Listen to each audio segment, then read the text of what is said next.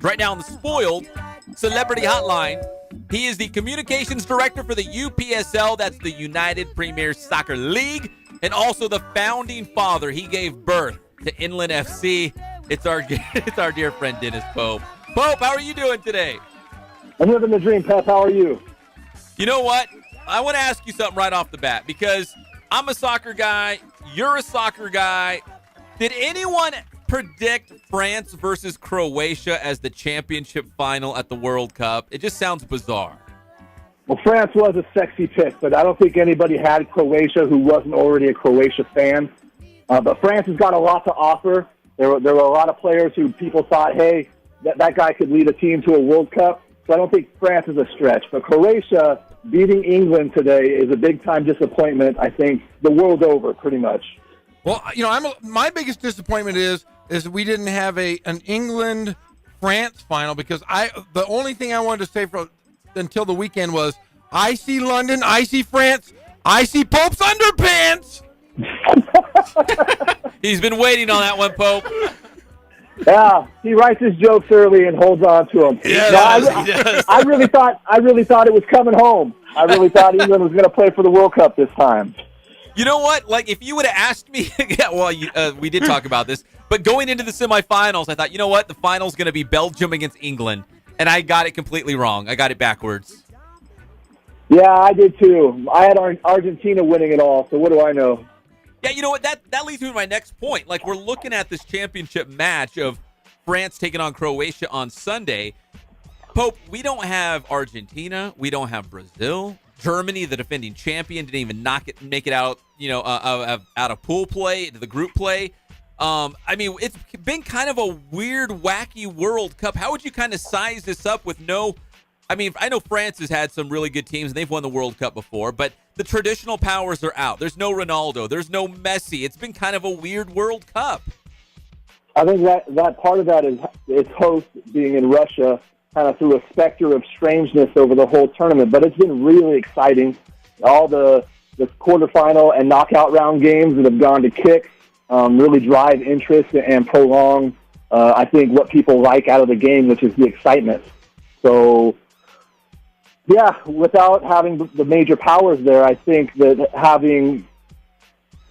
it's a little more open. It's a little more open for those people who are outside the game, who don't traditionally know about who's good, to follow somebody new. And so Croatia is going to be a new hot pick, that people are going to want to follow. Luka Modric, the player who, is going to be beloved the world over, and we're going to see his image the next 4 years for sure on a bunch of different stuff. Yeah, there were some fun teams to watch. As a casual soccer fan, I tried to watch as many games as I could on Telemundo, porque fútbol es mi corazón.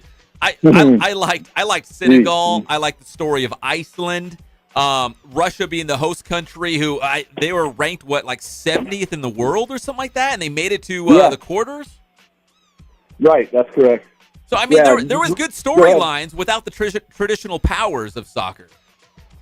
Yeah, and seeing, little countries surprise us is good for the game. I think, any little surprise here and there that isn't constantly, Brazil versus England, or, not that England's been to the final, but an England-dominated World Cup, I think would encapsulate more people and bring more people in. I'd like to see, smaller countries involved. And I'm kind of growing on the idea of the World Cup going to 48 teams. The quality of the games will suffer a little bit short term, but I think long term it'll mean big things for the game worldwide. We're talking with Dennis Pope from the UPSL, the CEO of the Inland Football Club. Dennis, I need some answers. Why is American soccer not very good right now? We were not in the World Cup. Coaches continue it's like a revolving door. Like, we need some stability. We need some good young players. What's going on right now with USA Soccer? Why are we not at the top of our game? Well, the game is so fragmented here in the States. Most countries that are dominant, Germany, France, so on and so forth, those dominant European countries have a pipeline, a pathway for players and clubs to follow. Here in the States, it's so fragmented that players jump from one thing to another, just hoping that they're going to get a shot in Europe eventually. And there's no real pathway to excellence with a Major League Soccer club because there's no defined pyramid. And if you want to take a step back and say, why is that? Well, U.S. soccer is based around Major League Soccer, and Major League Soccer is based around filling National Football League stadiums during the summer. So the original intent of Major League Soccer wasn't to become a true soccer nation. It was to find another tenant for National Football League stadiums during the summertime. And it's grown to a point now where there's a burgeoning movement of lower division clubs who are seeking opportunities. So why we're not there yet? It's because there's a stranglehold on status in United States Soccer has given it to Major League Soccer and nobody else. So there's a clear divide between the haves and the have-nots and where the money goes. And there's no solidarity payments. We don't follow the international calendar. There's just a litany of things that U.S. soccer isn't doing that could improve the game here overall for the players, because it starts with the players. You've got to have quality players and quality coaching, and all of that would go hand in hand with the international calendar. We'd be able to rotate coaches, rotate players more efficiently. So there's a lot of things wrong, Cup. There really is, and there's no real sense of it getting better right now. The same people who were in charge before are basically in charge now. Their number one priority was to get the World Cup in 2026, right? 2028, yep. Mm-hmm. Right? So now that they've accomplished that, I think that there's still question marks there, but now that they sort of have that notch, that check mark box, they talk about working on other things, but we'll see what it is that they work on, if they provide opportunities for lower division clubs to improve, if they provide some sort of sanctioning for lower division clubs to advance themselves. But it's all going to be under the auspices of Major League Soccer and their business model and how they've gone about creating their league over the last 20 years. And another team we didn't mention during our World Cup talk was Japan. And their league, Pep, is 1 year older than Major League Soccer, and they initiated promotion and relegation just a couple of years ago, and look how far they got, and look how everybody sort of thought, hey, they're a technical team. Well, we could be there too, if we followed the same process he used as Japan. I think there's a stranglehold on the financials of U.S. soccer, and until that's relinquished, we won't see an open soccer system here in the States like they have now in Japan, and allows those countries to succeed like that. Dennis, there's over 5 million registered youth soccer players registered in the United States alone, and over 26 million play, recreationally. I mean, are the better athletes playing football and basketball and baseball? Do you think that could have something to do with it? But there's more kids playing soccer in the U.S. than any other sport. That's right, although recent reports state that there was quite a big drop this last year with the way that U.S. soccer changed the year-by-year dates for players. Instead of being academic year, it's now calendar year. And so a lot of teams had to disband and break up, and there was a big-time, like a 17% drop in participation in 2017. But be that as it may, a lot of kids play soccer. There's been a lot of soccer players over the years. It's a level of coaching, an institutionalized level of coaching that just isn't there yet. There's definitely opportunities to play, but the level of player that you're playing against isn't as high quality as you're going to find in other countries, just because of the level of coaching and level of, predecessing people before them who have also played the game at a high level. We don't really have that here in the United States so much. We're talking with Dennis Pope from the UPSL Inland FC. Make sure you give him a follow, Inland Fieldhouse, on Twitter as well. And Dennis, I don't know if you caught the actual TV commercial of Landon Donovan. He took a lot of heat because he was a paid spokesperson from Wells Fargo, and he told everyone on Twitter to go support Mexico. And I saw the commercial all over Telemundo where he unzips his sweater and he's got the Mexico shirt on. Right. Like, he's a Redlands guy. He's one of us. He's from the Inland Empire. He's, the greatest American scorer. But I don't know, man. It just, being a Mexican-American myself, I didn't appreciate that. The U.S. is my team.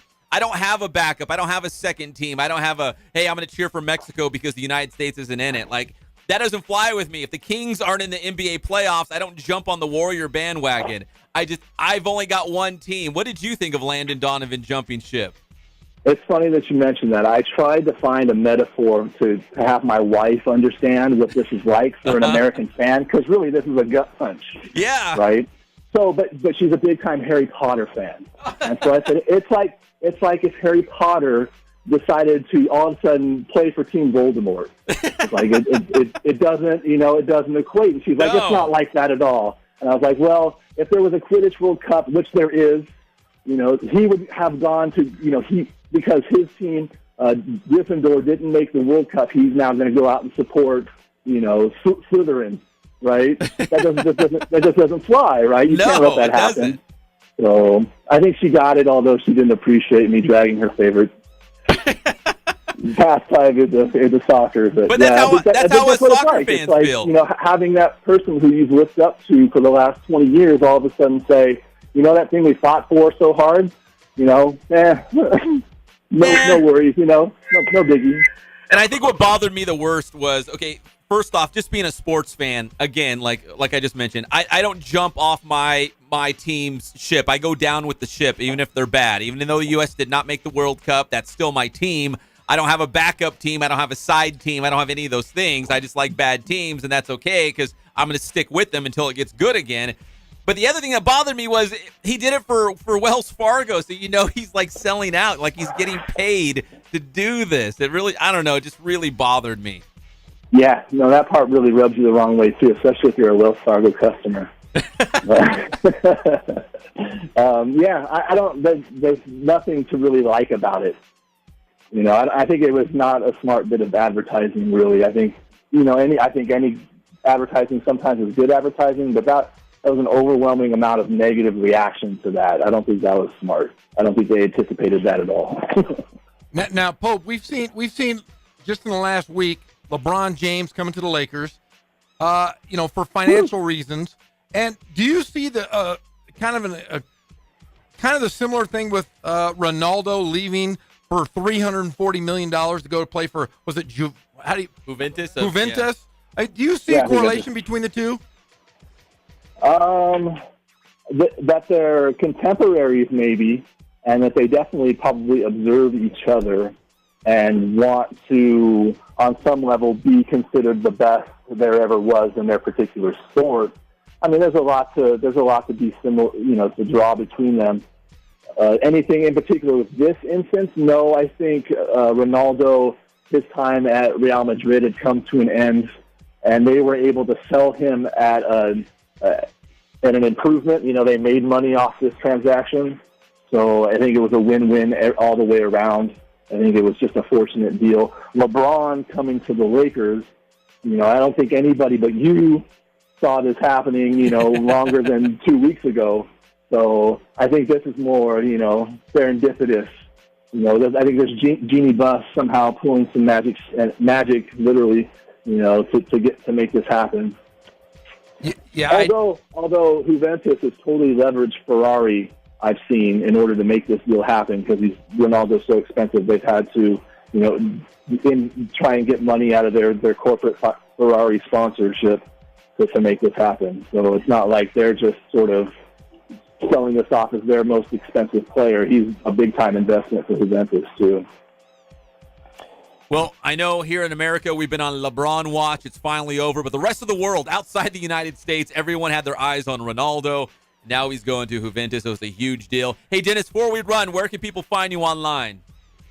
At upslsoccer.com. I'm also on Twitter at Dennis Pope and at Inland Fieldhouse. The high school football season's around the corner, right? So I covered those games, too, for the local media.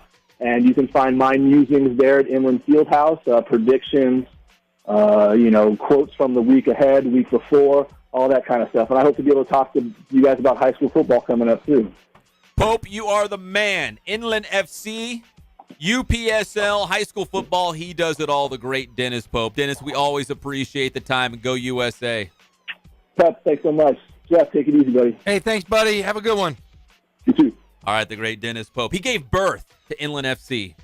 The founding father. Local football club. He's going to be on a mountain somewhere in San Bernardino or Riverside, and you're going to see like Mount Rubidoux. Mount Rubidoux. Let's put it. I would picture his face on Mount Rubidoux. Let's get an artist out there. He can chisel the face of Will they Dennis paint Pope. it like LeBron James? They will go over and they will paint over his face every single day. But I will be the guy to go out there with a brush and a bucket of soap to clean the face of Dennis Pope on the side of the mountain at Mount Rubidoux. Dennis will be at the local pizza parlor at 5:00 today with free pizza. Yes. If he posts something on Twitter, if he says he's going to be at a pizza parlor, Pope will be at that parlor, my friend. Who would do that? Kobe. Yeah, Kobe wouldn't do it. Neither would Dennis Pope.